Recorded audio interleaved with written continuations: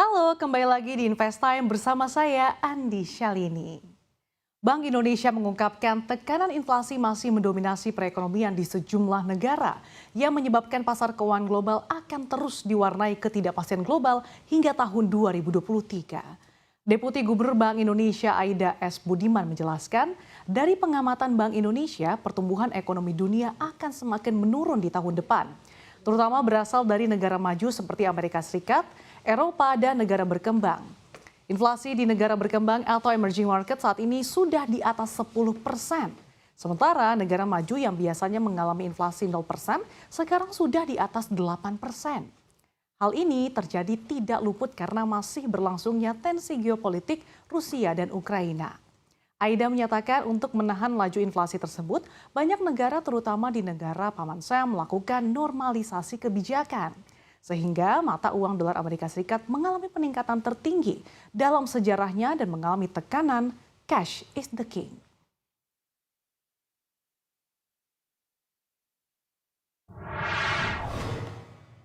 Pandemi COVID-19 dan panasnya tensi geopolitik membuat kondisi global penuh ketidakpastian. Nah, dengan kondisi yang sedang tidak menentu, resiko kejutan-kejutan dalam hidup semakin tinggi. Lalu, seberapa perlu sih sebenarnya dana darurat untuk menghadapi ada saja kejutan dalam hidup? Sudah hadir untuk membahasnya bersama saya, Shirley G, Chief Marketing Officer Sun Life Indonesia. Halo Mbak Shirley, apa kabar? Halo Sasa, kabar baik. Oke, Mbak Shirley, di tengah ketidakpastian global nih, banyak yang mengatakan kalau dana darurat ini cukup penting diperhatikan, terutama dalam perencanaan keuangan. Nah, sebetulnya apa sih manfaat dari dana darurat dan kenapa sih kita harus memiliki dana darurat ini? Ya, jadi begini, yang namanya hidup itu pastinya kan nggak selalu mulus ya. Selalu ada aja kejutannya yang tidak sesuai dengan apa yang kita duga. Contoh misalnya tiba-tiba kita jatuh sakit. Atau mungkin keluarga mengalami musibah, bisa juga kena bencana. Biasanya di kondisi seperti ini kita dituntut untuk bisa memiliki dana yang jumlahnya cukup besar dalam waktu yang singkat. Biasanya ini tidak bisa di-cover atau dipenuhi oleh penghasilan rutin bulanan kita. Nah, contoh lain pada saat pandemi COVID yang sekarang terjadi.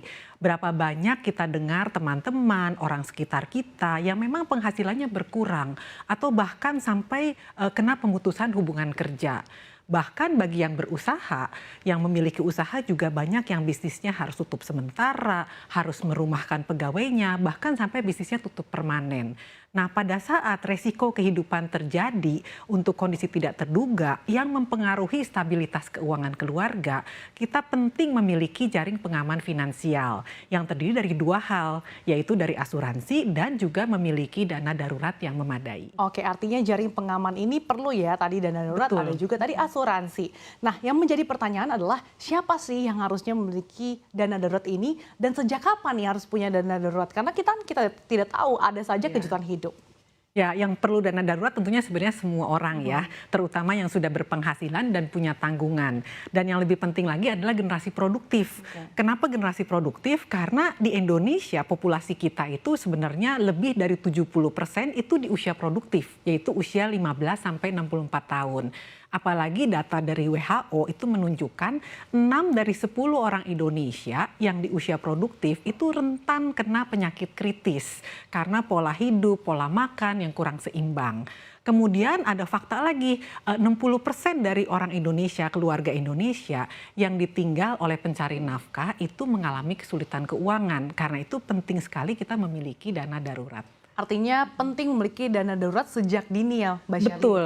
Nah, yang menjadi pertanyaan pemirsa adalah sebetulnya sama nggak sih antara dana darurat dan juga tabungan? Beda ya, kalau tabungan biasanya fungsinya adalah untuk transaksi sehari-hari. Jadi yang masuk keluar. Kalau dana darurat ini kita simpen namanya juga dana darurat. Pastinya baru dikeluarkan pada saat terjadi kondisi darurat. Nah, di tengah kondisi darurat, apalagi ketika pandemi COVID-19, banyak yang kalang kabut nih gara-gara nggak punya dana darurat. Sebetulnya kenapa sih masyarakat Indonesia ini masih kurang aware nih dengan pentingnya ada dana darurat? Nah ini pertanyaan menarik nih, banyak sekali yang tanya sampai bingung kenapa sebenarnya. Jadi sebenarnya masalah terbesarnya adalah kurangnya literasi keuangan dari sebagian besar masyarakat Indonesia. Nah ini ditunjukkan nih dari hasil survei indeks literasi dan juga inklusi keuangan yang dilakukan oleh OJK. Ternyata indeks literasi masyarakat Indonesia itu baru 38%. Kemudian ada lagi data dari BPS, Badan Pusat Statistik, masyarakat Indonesia yang punya cukup dana untuk hidup 6 bulan ke depan itu hanya 37%. Berarti rendah sekali. Ini menunjukkan masih kurangnya pemahaman sehingga masyarakat Indonesia belum bisa membedakan antara yang namanya kebutuhan dan keinginan. Oke, yang menarik adalah baru 37% ternyata yang beraware punya dana darurat 6 bulan ke depan. Betul. Nah kalau kita misalkan simulasikan nih Mbak Shirley, sebetulnya idealnya nih seperti apa sih penghitungan dana darurat, terutama pasti beda dong antara yang single, kemudian udah menikah dan juga yang punya anak. Betul, betul. Nah, ini banyak teorinya ya, tapi mungkin yang lebih tepat saya tidak bilang ini perhitungan dana darurat, tapi sebenarnya pengelolaan keuangan secara keseluruhan dari penghasilan kita. Teorinya banyak, Sasa, tapi saya akan kasih tahu yang paling sederhana ya, itu namanya metode 40, kemudian 30, 20, dan 10. Ya, ini bukan nomor lotre ya pastinya. Nah ini untuk apa? Tadi kan disampaikan ya. Nah ini jadi tadi rumusan 40, 30, 20, 10 ini. Oke, ini udah tercermin di sini ya. Betul, betul. Jadi misalnya contoh ya, kita seorang misalnya punya gaji 5 juta per bulan gitu kan. Nah gimana saya alokasikan? Kalau tanpa metode pastikan ya udah deh saya keluarin dulu, nanti ada sisa baru saya simpen untuk dana darurat. Itu salah, jadi harusnya langsung dialokasikan pos-posnya seperti ini. Oke. Nah 40% itu dialokasikan kalau income 5 juta berarti kan 2 juta ya, 40% itu untuk kebutuhan sehari-hari. Misalnya tentunya untuk uang makan, kemudian bayar uang sekolah, pulsa, itu udah kebutuhan sehari-hari ya. Kemudian yang 30% ini untuk cicilan produktif. Kalau memang ada cicilan KPR, kemudian misalnya cicilan mobil dan lain sebagainya. Nah 20% ini yang kita bahas hari ini yaitu untuk investasi, untuk asuransi termasuk dana darurat dari yang 20 ini. Jadi kalau income 5 juta pastinya ini yang ini ya.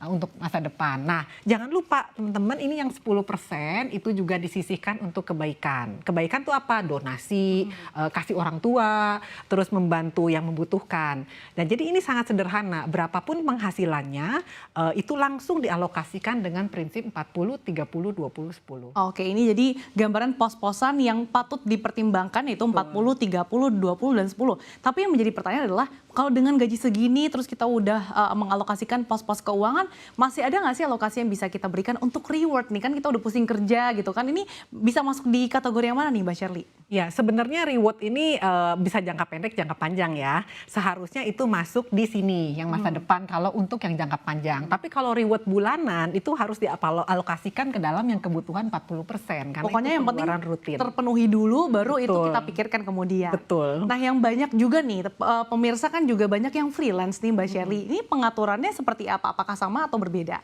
Sebenarnya sama. Jadi sebenarnya pengaturan ini mau income-nya atau penghasilannya teratur setiap bulan 5 juta atau freelance sekarang di Indonesia semakin banyak ya.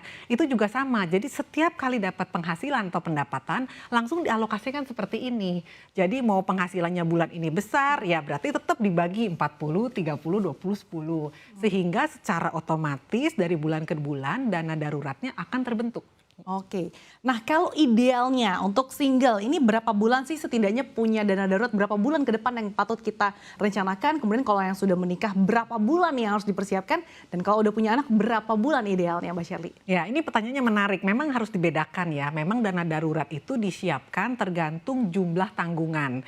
Jadi kalau misalnya masih single berarti kan belum ada tanggungan ya, minimal itu harus punya dana darurat yang besarnya 3 sampai 6 kali pengeluaran. Ini jangan sampai salah nih ya, harus dari pengeluaran. Kenapa saya tekankan di sini pengeluaran? Karena masih ada yang pengeluarannya lebih besar dari penghasilan. Nah, kalau ini yang sudah menikah tapi belum punya anak minimal 6 kali. Ya, tadi kan Sasa tanya, kalau sudah menikah 1 anak berarti minimal 9 kali. Kalau sudah menikah 2 anak 12 kali. Kalau lebih dari 2 anak ya berarti sebaiknya lebih banyak dari ini gitu. Oke, jadi memang ini kira-kira gambaran sebetulnya tidak ada patokan ya, tapi setidaknya kita punya segini ya Mbak Shirley ya. Betul. 3 sampai 6 kali pengeluaran nih kalau single, kemudian nih kalau sudah menikah. Betul. Dan ini kalau misalkan punya anak gitu. Nanti kalau anaknya lebih berarti harus tambah lagi ya. Harus tambah, karena pengeluarannya lebih dari banyak ya. porsi dana daruratnya.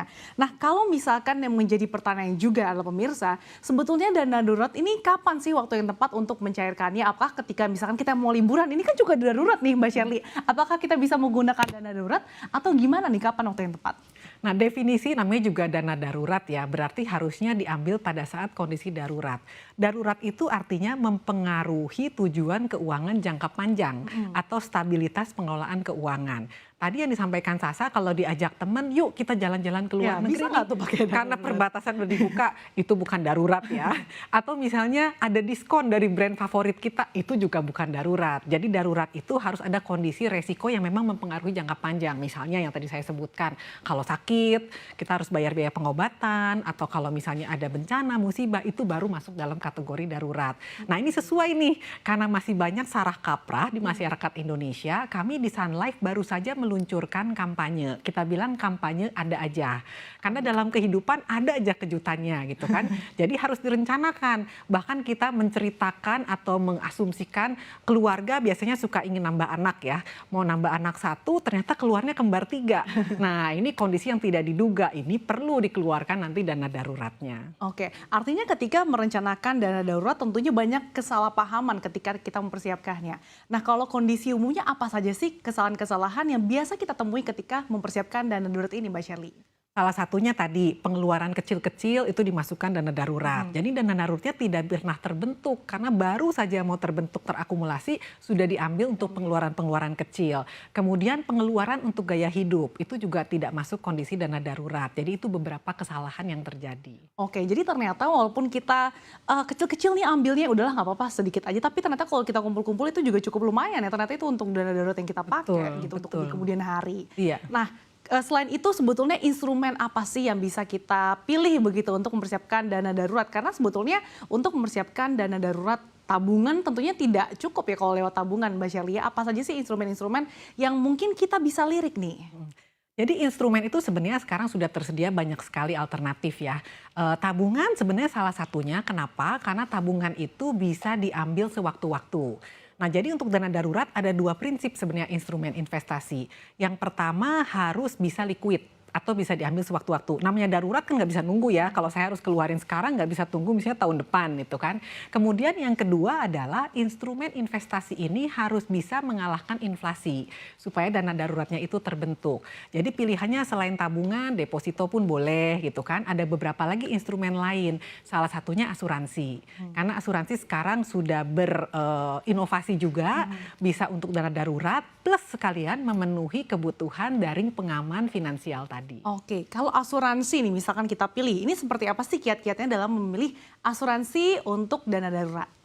Nah, asuransi itu banyak ya. Jadi memang kita tadi harus membaca dan harus mengerti isinya. Asuransi pastinya perlu untuk memproteksi. Salah satu tadi memenuhi kebutuhan jaring pengaman finansial.